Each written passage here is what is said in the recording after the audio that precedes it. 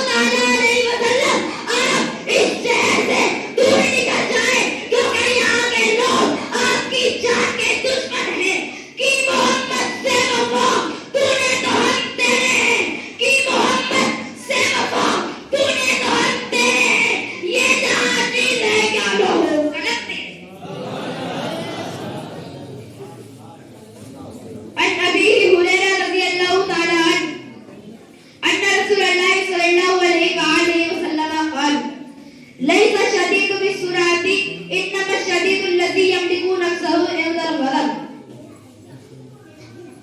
حضرت ابو ہریرہ رضی اللہ تعالی عنہ سے مروی ہے کہ رسول اللہ صلی اللہ تعالی علیہ وسلم نے فرمایا پہلوان وہ نہیں ہوتا جو کشتی کرتے وقت دوسرے کو بہت زیادہ پچھاڑ دے، بلکہ پہلوان وہ ہوتا ہے جو غصے کی حالت میں اپنے آپ پر زیادہ کنٹرول کر لے.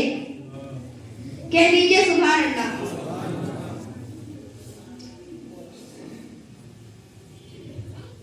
ہم اگر اپنے معاشرے پر تھوڑا سا غور کرتے ہیں تو ہمیں ایک بات پتہ چلتی ہے کہ ہمارے معاشرے میں محبت کی جگہ نفرت اور امن کی جگہ بدامنی اور انتشار پھیلتا چلا جا رہا ہے.